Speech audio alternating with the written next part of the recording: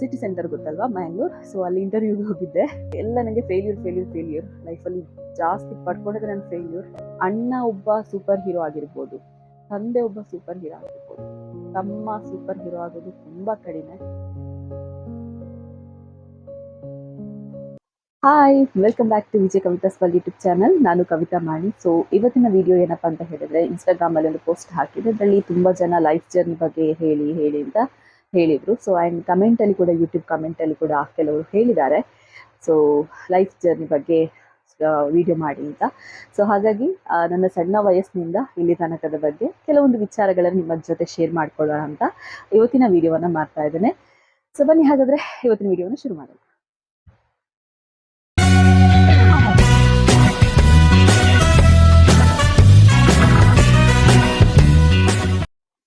S, ನಾನು ಫಸ್ಟಿಂದ ಹೇಳ್ತಾ ಹೋಗೋದಾದರೆ, ಹುಟ್ಟಿದ್ದು ಫೆಬ್ರವರಿ 7, 1998 ಇಸವಿಯಲ್ಲಿ ಪುತ್ತೂರಲ್ಲಿ ಹುಟ್ಟಿರೋದಂತೆ, ಪುತ್ತೂರು ಹಾಸ್ಪಿಟಲಲ್ಲಿ.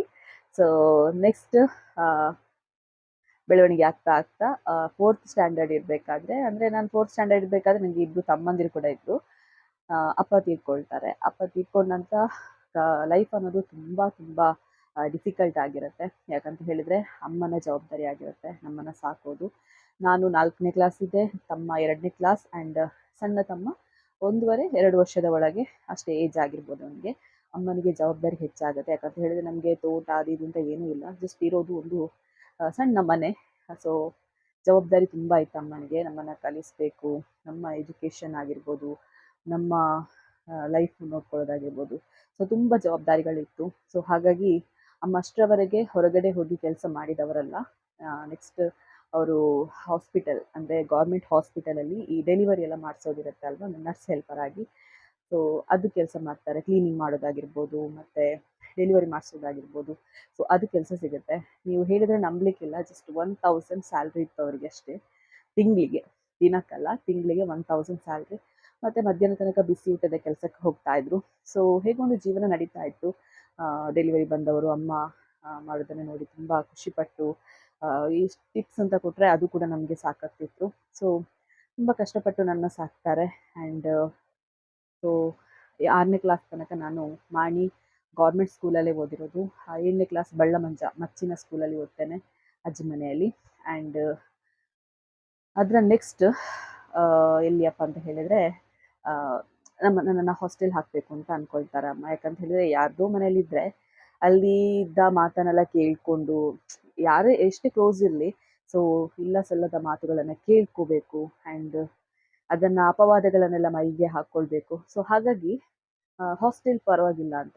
ಯಾಕೆ ನನ್ನ ಹಾಸ್ಟೆಲ್ ಹಾಕಲಿಕ್ಕೆ ಅಮ್ಮ ಹೋದ್ರು ಅಂತ ಹೇಳಿದರೆ, ಡೆಲಿವರಿಗೆಲ್ಲ ಹೋಗ್ತಾರಲ್ವ, ಅಂದರೆ ಹಾಸ್ಪಿಟಲ್ ನೈಟ್ ಡ್ಯೂಟಿ ಇರ್ತಾ ಇತ್ತು. ಬೆಳಿಗ್ಗೆ ಬಿಸಿ ಊಟ ಅಂತ ಹೇಳಿದೆ ಅಲ್ವಾ, ರಾತ್ರಿ ನೈಟ್ ಡ್ಯೂಟಿ ಆಗಿರೋದ್ರಿಂದ ಹೆಣ್ಣು ಮಗಳನ್ನು ಕರ್ಕೊಂಡು ಹೋಗೋದು ಅಷ್ಟು ಚೆನ್ನಾಗಿರಲ್ಲ ಅಂತ ಹೇಳ್ಕೊಂಡು ನನ್ನನ್ನು ಹಾಸ್ಟೆಲ್ಗೆ ಹಾಕ್ತಾರೆ. ನಾನು ಹಾಸ್ಟೆಲ್ ಹೋಗಿರೋದು BCM ಹಾಸ್ಟೆಲ್, ಕೊಂಬೆಟ್ಟು, ಪುತ್ತೂರಲ್ಲಿ. BCM ಹಾಸ್ಟೆಲ್ ಅದು ಕೂಡ ಗೌರ್ಮೆಂಟೇ. ಸೊ ಅಲ್ಲಿ ಎಜುಕೇಷನ್ ನಡೆಯುತ್ತೆ. ಜೂನಿಯರ್ ಕಾಲೇಜಲ್ಲಿ ಹೈಸ್ಕೂಲ್ ಇದೆ ಅಲ್ವಾ, ಸೊ ಅಲ್ಲಿ ನನ್ನ ಎಜುಕೇಷನ್ ಕಂಟಿನ್ಯೂ ಆಗುತ್ತೆ 10th ವರೆಗೆ. ಆ್ಯಂಡ್ PUC ಕೂಡ ಅಲ್ಲಿಯೇ ಕಂಟಿನ್ಯೂ ಮಾಡ್ತೇನೆ, ಆದರೆ ಹಾಸ್ಟೆಲ್ ಹೋಗೋದಿಲ್ಲ. PUCಯಲ್ಲಿ ನಾನು ಚಿಕ್ಕಮ್ಮನ ಮನೆಯಲ್ಲಿ, ಅಂದರೆ ಚಿಕ್ಕಪ್ಪನ ಮನೆಯಲ್ಲಿ, ಅಪ್ಪನ ತಮ್ಮನ ಮನೆಯಲ್ಲಿ ಕಂಟಿನ್ಯೂ ಮಾಡ್ತೇನೆ. ಯಾಕಂತ ಹೇಳಿದರೆ ನನಗೆ ಅಲ್ಲಿ ತುಂಬ ಖುಷಿ ಕೊಡುವಂಥ ಜಾಗ ಅಂತ ಹೇಳ್ಬೋದು. ಯಾಕಂತ ಹೇಳಿದರೆ ನನ್ನನ್ನು ತುಂಬ ತುಂಬ ತುಂಬ ಚೆನ್ನಾಗಿ ತನ್ನ ಮಗಳ ಥರ ನೋಡ್ಕೊಂಡಿರೋದು ಅಂತ ಹೇಳಿದರೆ ನನ್ನ ಚಿಕ್ಕಪ್ಪ ಇಬ್ಬರು ಕೂಡ. ಸೊ ಹಾಗಾಗಿ ಅವರ ಮಕ್ಕಳಿಗಿಂತ ಜಾಸ್ತಿ ನನ್ನನ್ನು ಕೂಡ ನೋಡ್ಕೊಂಡಿದ್ದಾರೆ. ಆ್ಯಂಡ್ ಅದು ಎಷ್ಟು ಕೃತಜ್ಞತೆ ಸಲ್ಲಿಸಿದ್ರು ಕಡಿಮೆನೇ. ಸೊ ಅಲ್ಲಿ 2 ವರ್ಷ ನಾನು ಕಂಪ್ಲೀಟ್ ಆಗುತ್ತೆ. ಆ ಟೈಮಲ್ಲಿ ನನಗೆ ಡ್ರಾಮಾಕ್ಕೆ ಅವಕಾಶ ಸಿಗುತ್ತೆ. ಫ್ರೆಂಡ್ ಒಬ್ಬಳು ಅರ್ಚನಾ ಅಂತ, ಸೊ ಅವಳಿಂದಾಗಿ ನನಗೆ ಡ್ರಾಮಾಕ್ಕೆ ಅವಕಾಶ ಸಿಗುತ್ತೆ. ಅಮ್ಮ ಈ ಕಡೆ ಸಂಘಕ್ಕೆ ಕಟ್ಟಬೇಕು ಅಂದರೆ ವಾರ ನಿಮ್ಗೆ ಗೊತ್ತಿರ್ಬೋದು, ಧರ್ಮಸ್ಥಳ ಸಂಘದಲ್ಲಿ ಸೇರಿಕೊಂಡವರಿಗೆಲ್ಲ ಗೊತ್ತಿರ್ಬೋದು, ವಾರ ಕಟ್ಟಲಿಕ್ಕಿರುತ್ತೆ. ನಮ್ಮ ಎಜುಕೇಷನ್ಗೆ ಇದಕ್ಕೆ ಅಂತ ತುಂಬ ಸಾಲ ಮಾಡಿರ್ತಾರೆ ಅಮ್ಮ. ಸೊ ಡಿಗ್ರಿ ಕಲೀಲಿಕ್ಕೆ ಆಗೋದಿಲ್ಲ ಅಂತ ಅಂದ್ಕೊಂಡಿದ್ದೆ. ಬಟ್ ಈ ಡ್ರಾಮಾಕ್ಕೆಲ್ಲ ಹೋಗ್ತಾ ಇದ್ದಲ್ವ ನಾನು, ಸೊ ಅಲ್ಪ ಸ್ವಲ್ಪ ಹಣ ಆಗ್ತಾ ಇತ್ತು ಡ್ರಾಮಾದಲ್ಲಿ. ದಿನ ಶೋ ಇರೋದಿಲ್ಲ, ಸೊ ಅಲ್ಪ ಸ್ವಲ್ಪ ಹಣ ಆಗ್ತಾ ಇತ್ತು. ಆ್ಯಂಡ್ ಸೆಕೆಂಡ್ PUC ಆದ ನಂತರ ಕೆಲಸ ಏನಾದರೂ ಮಾಡಬೇಕು, ಒಟ್ಟಾರೆ ಎಜುಕೇಷನ್ ಇಲ್ಲದ್ರೂ ಪರವಾಗಿಲ್ಲ, ನನಗೆ ಕೆಲಸ ಬೇಕು, ಅಮ್ಮನನ್ನು ಚೆನ್ನಾಗಿ ನೋಡ್ಕೊಳ್ಬೇಕು, ಇದೊಂದು ಇಂಟೆನ್ಷನ್ ಇತ್ತು ನನಗೆ.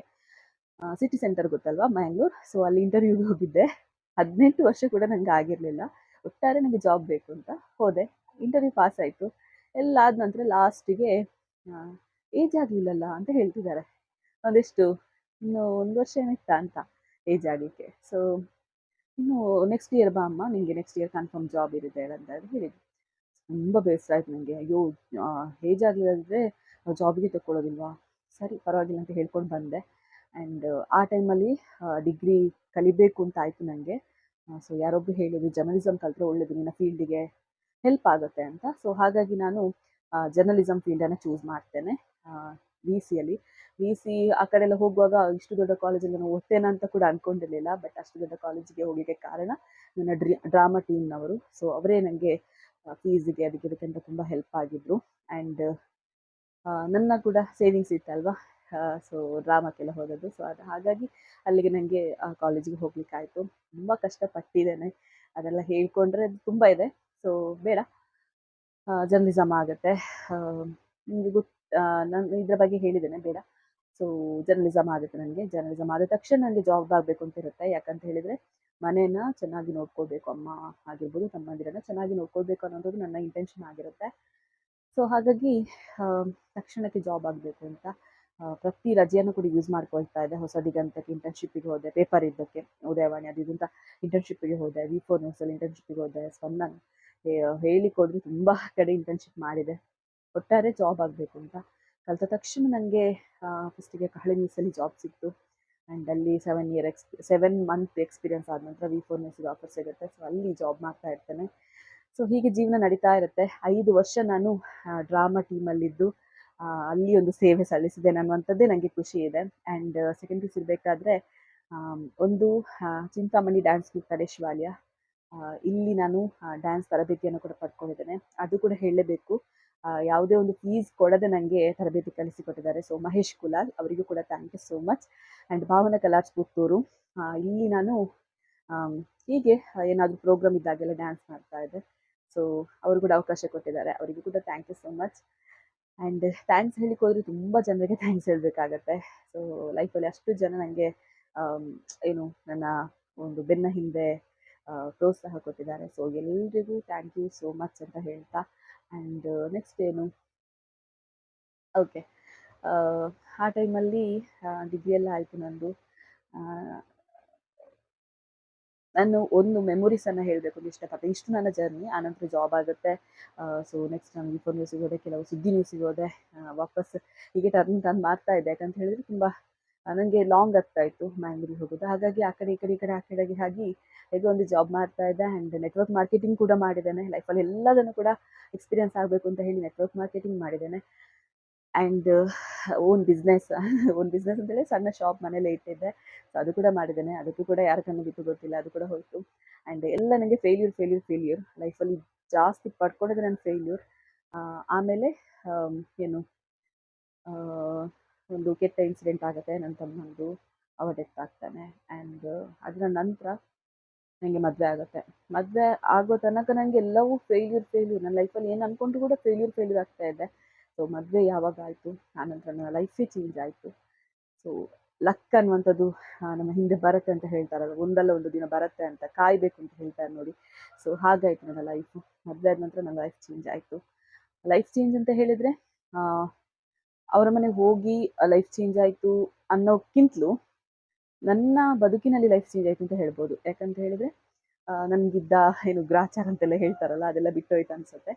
ಸೊ ಹಸ್ಬೆಂಡ್ ಕೂಡ ತುಂಬ ಚೆನ್ನಾಗಿ ನನ್ನ ನೋಡ್ಕೊಳ್ತಾರೆ. ಏನು ಬೇಕು ಎಲ್ಲವನ್ನು ಕೂಡ ನಾನು ಕೇಳೋದಕ್ಕಿಂತ ಮುಂಚೆ ಕೊಟ್ಟವರು. ಆ್ಯಂಡ್ ತುಂಬ ಜನ ಕೇಳಿದ್ರಿ ನಮ್ಮ ಸ್ಟೋರಿ ಕೂಡ ಹೇಳಿ ಅಂತ. ಸೊ ಖಂಡಿತ ಅದನ್ನು ಅವರ ಜೊತೆನೇ ಕೂತ್ಕೊಂಡು ನಿಮಗೆ ಅದರ ಸ್ಟೋರಿ ಹೇಳ್ತೇನೆ ನಾನು, ಈಗ ಬೇಡ. ಆ್ಯಂಡ್ ಆಯಿತು. ಆನಂತರ ಯೂಟ್ಯೂಬ್ ಚಾನಲ್ ಸ್ಟಾರ್ಟ್ ಮಾಡಿದೆ. ಅದು ಮದುವೆ ಆದ ನಂತರನೇ ಸ್ಟಾರ್ಟ್ ಮಾಡಿರೋದು ಯೂಟ್ಯೂಬ್ ಚಾನಲ್. ಸೊ ಈಗ ಈ ಥರ ಜೀವನ ಮುಂದುವರಿತಾ ಇದೆ. ಸೊ ಕೆಲವೊಂದು ಇನ್ಸಿಡೆಂಟನ್ನು ನನಗೆ ಹೇಳಬೇಕು ಅಂತ ಅನಿಸುತ್ತೆ. ಯಾಕಂತ ಹೇಳಿದರೆ ನನ್ನ ತಾಯಿ ಬಗ್ಗೆ. ನನಗೆ ನನ್ನ ಜೀವನದಲ್ಲಿ ಮರೆಯಲಾಗದಂಥ ವ್ಯಕ್ತಿಗಳಂತ ಹೇಳಿದರೆ ಒಂದು ನನ್ನ ತಾಯಿ, ಇಬ್ಬರು ತಮ್ಮಂದಿರು ಆ್ಯಂಡ್ ನನ್ನ ಹಸ್ಬೆಂಡ್ ಇವಾಗ. ಸೊ ಇಷ್ಟು ಜನರ ಬಗ್ಗೆ ಹೇಳಬೇಕು ಅಂತ ಇದ್ದೆ, ಬಟ್ ಇವತ್ತು ನಾನು ನನ್ನ ತಾಯಿ ಬಗ್ಗೆ ಹೇಳ್ತಾ ಇದ್ದೇನೆ. ಯಾಕಂತ ಹೇಳಿದರೆ ಎಲ್ರಿಗೂ ಕೂಡ ಅಷ್ಟೇ ಅಲ್ವಾ, ತಾಯಿ ಫಸ್ಟ್ ಪ್ಲೇಸಲ್ಲಿರುವಂಥದ್ದು. ಆ್ಯಂಡ್ ನೆಕ್ಸ್ಟ್ ತಮ್ಮ ಆಗಿರ್ಬೋದು, ಸಿಸ್ಟರ್ ಆಗಿರ್ಬೋದು, ಆ್ಯಂಡ್ ಏನು ಹಸ್ಬೆಂಡ್ ಆಗಿರ್ಬೋದು, ಮತ್ತೆಲ್ಲರೂ ಕೂಡ ನೆಕ್ಸ್ಟ್. ಸೊ ಹಾಗಾಗಿ ತಾಯಿ ಬಗ್ಗೆ ಅಂದರೆ ನಾವು ಸಣ್ಣವರಿರ್ಬೇಕಾದ್ರೆ ಎಷ್ಟು ಕಷ್ಟದಲ್ಲಿದ್ವಿ. ಸೊ ತುಂಬ ಜನರ ಲೈಫಲ್ಲಿ ಈಗ ಈ ಥರ ಆಗಿರ್ಬೋದು. ಸೊ ಅದಕ್ಕೋಸ್ಕರ ಈ ಮಾತನ್ನು ಹೇಳ್ತಾ ಇದ್ದೇನೆ. ತಂದೆ ತೀರಿ ಹೋದಂಥ ಟೈಮಲ್ಲಿ ನನ್ನ ತಾಯಿ ನಿಮಗೆ ನಾನು ಕೆಲವು ಪ್ಲೇಸಲ್ಲಿ 2 ಪ್ಲೇಸಲ್ಲಿ ನಾನು ಹೇಳಿದ್ದೇನೆ ಈ ಒಂದು ಇನ್ಸಿಡೆಂಟನ್ನು. ಒಂದು ನಮ್ಮ ಜರ್ನಲಿಸಮ್ ವೇದಿಕೆಯಲ್ಲಿ ಹೇಳಿದ್ದೆ. ಮಣಿಕರ್ಣಿಕಾ ಅಂತ ಪ್ರೋಗ್ರಾಮ್ ಇತ್ತು. ಅಲ್ಲಿ ನಾನು ಒಂದು ಸ್ಟೇಜಲ್ಲಿ ಹಂಚ್ಕೊಂಡಿದ್ದೆ ಈ ವಿಷಯವನ್ನು. ಆ್ಯಂಡ್ ಮೋದಿ ಕೇರ್‌ನ ಒಂದು ನೆಟ್ವರ್ಕ್ ಮಾರ್ಕೆಟಿಂಗ್. ಸೊ ಅಲ್ಲಿ ನಮ್ಮ ಲೈಫ್ ಎಕ್ಸ್ಪೀರಿಯನ್ಸ್ ಬಗ್ಗೆ ಹೇಳಲಿಕ್ಕಿತ್ತು. ಸೊ ಅಲ್ಲೊಂದು ಶೇರ್ ಮಾಡ್ಕೊಂಡಿದ್ದೆ ನಾನು. ಏನಪ್ಪ ಅಂತ ಹೇಳಿದರೆ, ಸಣ್ಣವಳಿರ್ಬೇಕಾದ್ರೆ ಅಂದರೆ 4ನೇ ಕ್ಲಾಸಲ್ಲಿ ಅಪ್ಪ ತೀರ್ಕೊಂಡು ಅಂತ ಹೇಳಿದಲ್ವಾ, ಜೀವನ ತುಂಬ ಕಷ್ಟ ಆಗಿತ್ತು ನಮಗೆ. ಇದ್ದ ಬದ್ದವರೆಲ್ಲ ನಮ್ಮನ್ನು ಹೆದರಿಸೋದು. ನಾವು ಈ ಮನೆಯಿಂದ ಓಡಬೇಕು ಅಂದರೆ ಬೇರೆ ಬೇರೆ ಹೋಗಬೇಕು ನಾವು. ಈ ಮನೆಯನ್ನು ಯಾರಾದರೂ ಅವರ ಸ್ವಂತಕ್ಕೆ ಮಾಡ್ಕೊಳ್ಬೇಕು. ಆ ಥರ ಇಂಟೆನ್ಷನ್ ಇತ್ತು ತುಂಬ ಜನರಿಗೆ. ನಮಗೆ ಹೆದರಿಸ್ಲಿಕ್ಕೆ ಸ್ಟಾರ್ಟ್ ಮಾಡಿದರು.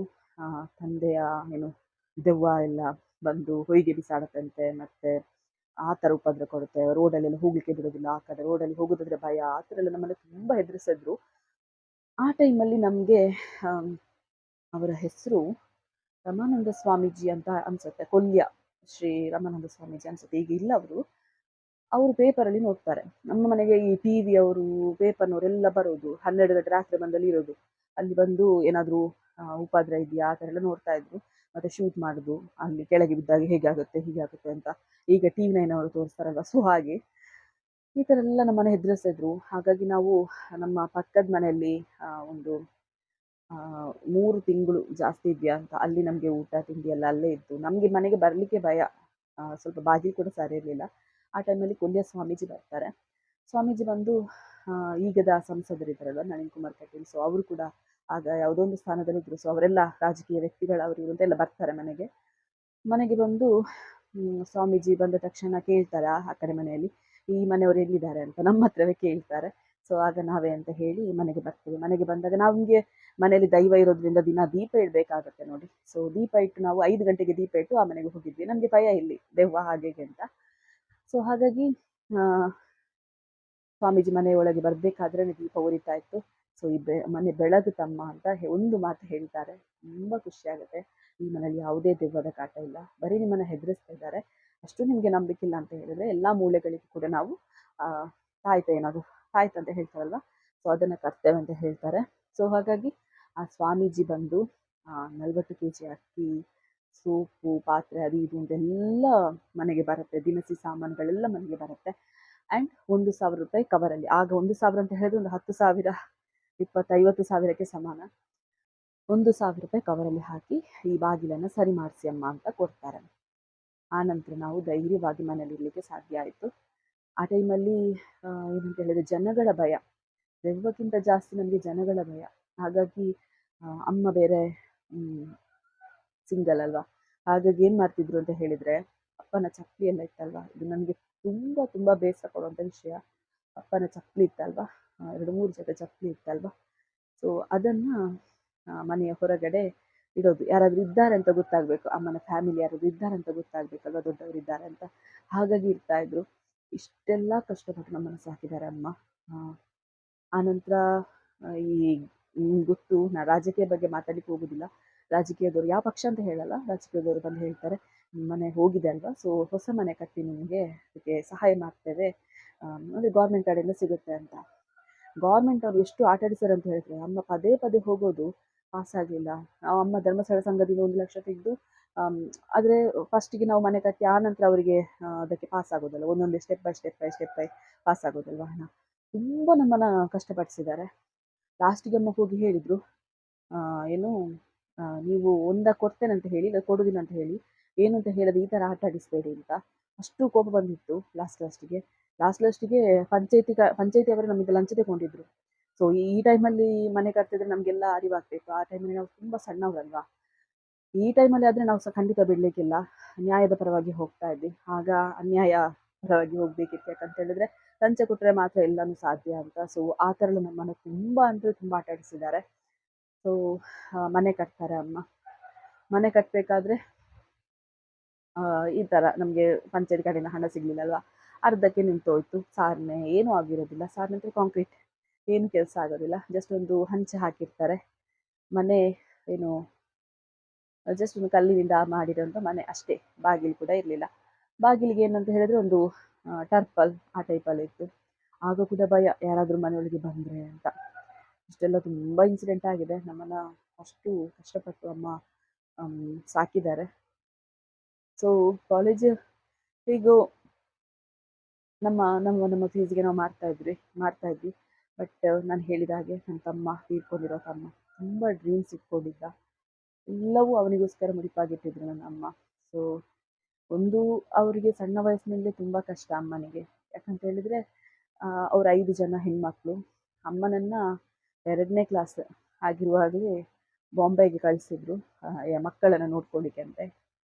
ಸೊ ಅಲ್ಲಿ ತುಂಬ ಕಷ್ಟಪಡಿಸಿದ್ದಾರೆ. ಜುಟ್ಟೆಲ್ಲ ಹಿಡ್ಕೊಂಡು ಹಾಗೆ ಮಾಡಿ ಹೀಗೆ ಮಾಡಿ, 2ನೇ ಕ್ಲಾಸ್ ಮಗು ಹಾಗೆ ಮಾಡು ಹೀಗೆ ಮಾಡು ಅಂತ ತುಂಬ ಕೆಲಸ ಕೊಟ್ಟು ಪದೇ ಪದೇ ತಿಳ್ಕೊಳ್ಳೋ ಕೊಡ್ತಾಯಿದ್ರು. ಆ್ಯಂಡ್ ಸೊ ಅವರಿಗೆ ತಕ್ಕ ಶಿಕ್ಷೆ ಕೂಡ ಸಿಕ್ಕಿದೆ.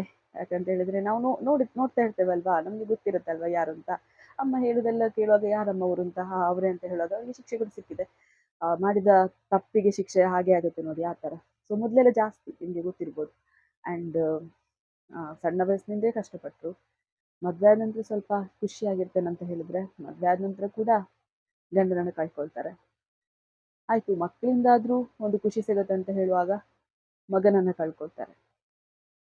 ನನಗಾಗೋದು ಅವರಿಗೆ ಯಾವಾಗ ನೆಮ್ಮದಿ ಅಂತ. ಈಗಲೂ ಕೂಡ ಕೆಲಸಕ್ಕೆ ಹೋಗ್ತಾರೆ ಅಮ್ಮ. ಆದರೆ ಅವರನ್ನು ಒಂದು ಹೇಗಾದರೂ ಬೆಳೆಸಬೇಕು ಅಂತ ಹೇಳಿಕೊಂಡು ಇದು ಅಮ್ಮ ನ್ಯಾಚುರಲ್ ಹೇರ್ ಆಯಿಲನ್ನು ಸ್ಟಾರ್ಟ್ ಮಾಡಿರುವಂಥದ್ದು. ಅಮ್ಮ ಕೆಲಸಕ್ಕೆ ಹೋಗಬಾರ್ದು, ಮನೆಯಲ್ಲೇ ಕೂತ್ಕೊಂಡು ಇದನ್ನು ಮಾಡಲಿ, ಅವರು ಒಂದು ಸೆಟ್ ಆಗಲಿ. ಅಂತೂ ನಾನೀಗ ಮನೇಲಿದ್ದೇನಲ್ವಾ, ಅವರಿಗೆ ಸಪೋರ್ಟ್ ಮಾಡ್ತಾ, ಸೊ ಅವ್ರು ಕೆಲಸಕ್ಕೆ ಹೋಗದಂತೆ ನೋಡ್ಕೊಳ್ಳೋದಕ್ಕೋಸ್ಕರ ಒಂದೇ ಒಂದು ಇಂಟೆನ್ಷನಿಂದ ನಾನು ನ್ಯಾಚುರಲ್ ಹೇರ್ ಆಯಿಲನ್ನು ಸ್ಟಾರ್ಟ್ ಮಾಡಿದ್ದು. ಆದರೆ ಅದಕ್ಕೂ ತುಂಬ ಜನ ಹೇಳ್ತಾ ಇದ್ದಾರೆ ಇನ್ನು ಇದು ಈ ರೀತಿಯಲ್ಲಿ ದುಡ್ಡು ಮಾಡಲಿಕ್ಕೆ ಹೋಗ್ತಿದ್ದಾಳೆ ಅಂತ. ಬಟ್ ನಾನು ಆವತ್ತೇ ನಿಮಗೆ ಇದರ ಬಗ್ಗೆ ಕ್ಲಾರಿಟಿ ಕೊಟ್ಟಿದ್ದೇನೆ. ಯಾಕೆ 150 ರೂಪೀಸ್ ಅಂತ ಹೇಳಿ. ನಮಗೆ ಕೊರಿಯರ್ ಚಾರ್ಜ್, ಅದು ಚಾರ್ಜ್, ಇದು ಚಾರ್ಜ್. ಕೊರಿಯರ್ ಚಾರ್ಜ್ ಕೆಲವರಿಗೆ ನಾನು 20 ರೂಪೀಸ್ ಎಕ್ಸ್ಟ್ರಾ ಹಾಕ್ತೇನೆ. ನನಗೆ ಕೊರಿಯರ್ ಚಾರ್ಜ್ 40 ರೂಪಾಯಿ, 50 ರೂಪಾಯಿ, 60 ರೂಪಾಯಿ ಕೊರಿಯರ್ ಚಾರ್ಜ್ ಬರುತ್ತೆ. ಮತ್ತು ಆಯಿಲಿಗೆ ನಿಮಗೆ ಗೊತ್ತಿರ್ಬೋದು ಎಷ್ಟು ಕಾಸ್ಟ್ಲಿ ಇದೆ, ಪ್ಯೂರ್ ಆಯಿಲಿಗೆ ಅಂತ. ಅಲ್ಲಿ ಸರ್ಚ್ ಮಾಡಬೇಕು. ಏನು ಭೃಂಗರಾಜ್, ತಿಮ್ಮರೆ, ಆದರೆ ನಮ್ಮ ಮನೇಲಿ ಇಲ್ಲ. ಗದ್ದೆ ಹತ್ರ ಹೋಗಬೇಕು, ಸರ್ಚ್ ಮಾಡಬೇಕು ಅದನ್ನು. ಆ್ಯಂಡ್ ಅದನ್ನು ಕುದಿಸಿ ಎಣ್ಣೆ 2 ಲೀಟ್ರ್ ಇದ್ದು 1 ಲೀಟ್ರ್ ಆಗುತ್ತೆ. ಸೊ ಇಷ್ಟೆಲ್ಲ ಕಷ್ಟಪಟ್ಟು ಮಾಡುವಾಗ 150 ರೂಪೀಸ್ ಕಾಸ್ಟ್ಲಿ ಆಯಿತಾ, ನೀವೇ ಹೇಳಿ ಅಲ್ವಾ? ಸೊ ತುಂಬ ಜನ ಆರ್ಡ್ರ್ ಮಾಡಿದ್ದಾರೆ 150 ರೂಪೀಸ್ ಆದರೂ ಕೂಡ. ನನ್ನ ಪ್ರಕಾರ ಒಂದು 100+ ಆಯಿಲ್ ಬಾಟಲ್ ಸೇಲ್ ಆಗಿದೆ. ಎಲ್ರಿಗೂ ಕೂಡ ಸಪೋರ್ಟ್ ಮಾಡಿದ್ದಕ್ಕಾಗಿ ಥ್ಯಾಂಕ್ ಯು ಸೋ ಮಚ್. ಇನ್ನೂ ಕೂಡ ತುಂಬ ಜನ ಬುಕ್ ಮಾಡಿದಿದೆ. ಸೊ ಆಯಿಲ್ ಸ್ಟಾಕ್ ಇಲ್ಲ, ಬಾಟಲ್ ಕೂಡ ಬರಬೇಕಷ್ಟೇ. ಹಾಗಾಗಿ ಸ್ವಲ್ಪ ಪೆಂಡಿಂಗ್ ಆಗ್ತಾ ಇದೆ. ಆ್ಯಂಡ್ ಸೊ ನಿಮ್ಮೆಲ್ಲರ ಸಪೋರ್ಟ್ ಇರಲಿ. ಸೊ ಇದು ನನ್ನ ಲೈಫ್ ಜರ್ನಿ. ಇವಾಗ ಹೇಗಿದ್ದೇನೆ ಅಂತ ಹೇಳಿದರೆ, ಮದುವೆ ಆಗಿ 1 ವರ್ಷ 2 ವರ್ಷ ಆಗ್ತಾ ಬಂತು. ಮೇ 22ಗೆ 2 ವರ್ಷ ಆಗುತ್ತೆ. ಸೊ ಈಗ ಪ್ರೆಗ್ನೆಂಟ್, ಮನೆಯಲ್ಲೇ ಇದ್ದೇನೆ. ಸೊ ಅಮ್ಮ ಕೂಡ ಖುಷಿಯಾಗಿದ್ದಾರೆ, ತಮ್ಮ ಕೂಡ ಖುಷಿಯಾಗಿದ್ದಾನೆ. ಎಲ್ಲ ಸಾಧ್ಯ ಆಗಿದ್ದು ಸೊ ಯೂಟ್ಯೂಬ್ ಚಾನಲ್ ಸ್ಟಾರ್ಟ್ ಮಾಡಿದ ನಂತರ. ಯಾಕಂತ ಹೇಳಿದರೆ ತುಂಬ ಜನ ಈ ಇನ್ಸ್ಟಾಗ್ರಾಮಲ್ಲಿ ಮೆಸೇಜ್ ಮಾಡೋದು, ನಿಮ್ಮ ವ್ಲಾಗ್ ನೋಡ್ತೇನೆ, ವ್ಲಾಗ್ ನೋಡಿಗೆ ಸ್ಟಾರ್ಟ್ ಮಾಡಿದೆ, ಒಂದು 5 ದಿನ ಆಯಿತು, 10 ದಿನ ಆಯಿತು. ಸೊ ನಿಮ್ಮ ಲೈಫ್ ಜರ್ನಿ, ನಿಮ್ಮ ಕೆಲವೊಂದು ವೀಡಿಯೋಸ್ ನೋಡುವಾಗ ತುಂಬ ಖುಷಿ ಆಗುತ್ತೆ ಹಾಗೆ ಹೀಗೆ ಅಂತ. ಸೊ ಅದಕ್ಕೆ ಈ ಕೆಲವೊಂದು ವಿಚಾರಗಳನ್ನ ಅಂತ ಹೇಳಿ ನಾನು ಇವತ್ತು ಲೈಫ್ ಜರ್ನಿ ವಿಡಿಯೋ ಮಾಡ್ತಾ ಇದ್ದೇನೆ. ಸೊ ನೆಕ್ಸ್ಟ್ ವಿಡಿಯೋದಲ್ಲಿ ನನ್ನ ತಮ್ಮನ ಬಗ್ಗೆ ಹೇಳಬೇಕು ಅಂತ ಉಂಟು. ತಮ್ಮ ಅಂತ ಹೇಳಿದ್ರೆ ನನ್ನ ಈಗ ಸಣ್ಣ ತಮ್ಮ, ಇರುವಂಥ ತಮ್ಮ, ಅವನ ಬಗ್ಗೆ. ಯಾಕಂತ ಹೇಳಿದ್ರೆ ಯಾರ ಲೈಫಲ್ಲಿ ಕೂಡ ಅಣ್ಣ ಒಬ್ಬ ಸೂಪರ್ ಹೀರೋ ಆಗಿರ್ಬೋದು, ತಂದೆ ಒಬ್ಬ ಸೂಪರ್ ಹೀರೋ ಆಗಿರ್ಬೋದು, ತಮ್ಮ ಸೂಪರ್ ಹೀರೋ ಆಗೋದು ತುಂಬ ಕಡಿಮೆ. ಅದರ ಬಗ್ಗೆ ನಾನು ನೆಕ್ಸ್ಟ್ ವಿಡಿಯೋದಲ್ಲಿ ಹೇಳ್ತೇನೆ. ಆ್ಯಂಡ್ ನನ್ನ ಹಸ್ಬೆಂಡ್ ಬಗ್ಗೆ ಕೂಡ ಹೇಳಬೇಕು. ಇವರಿಬ್ಬರ ಬಗ್ಗೆ ನೆಕ್ಸ್ಟ್ ವಿಡಿಯೋದಲ್ಲಿ ಹೇಳ್ತೇನೆ. ಆ್ಯಂಡ್ ನನ್ನ ಲೈಫಲ್ಲಿ ತುಂಬ ಜನ ನನಗೆ ನನ್ನ ಸಕ್ಸಸ್ಗೆ ಕಾರಣ ಆಗಿದ್ದಾರೆ. ಸೊ ಅವರ ಬಗ್ಗೆ ಕೂಡ ಹೇಳಿಕೊಟ್ಟು ಸೊ ಒಂದೊಂದೇ ಪಾರ್ಟ್ ಮಾಡ್ತಾ ಹೋಗುವ. ಸೊ ಇವತ್ತಿಗೆ ಸಾಕಿಷ್ಟು. ಸೊ ವಿಡಿಯೋ ಇಷ್ಟ ಆಗಿದರೆ ಲೈಕ್ ಮಾಡಿ, ಶೇರ್ ಮಾಡಿ ಆ್ಯಂಡ್ ಕಮೆಂಟ್ ಮಾಡಿ. ಇನ್ನೂ ಕೂಡ ಸಬ್ಸ್ಕ್ರೈಬ್ ಮಾಡಿಲ್ಲ ಅಂತ ಹೇಳಿ ಸಬ್ಸ್ಕ್ರೈಬ್ ಮಾಡಿ ಆ್ಯಂಡ್ ಬೆಲ್ ಐಕನ್ ಕ್ಲಿಕ್ ಮಾಡಿ, ಎಲ್ಲ ನೋಟಿಫಿಕೇಶನ್ ನಿಮಗೆ ಬರುತ್ತೆ. ಸೊ ನೆಕ್ಸ್ಟ್ ವಿಡಿಯೋದಲ್ಲಿ ಮತ್ತೆ ಸಿಗೋಣ. ಅಲ್ಲಿ ತನಕ ಬಾಯ್.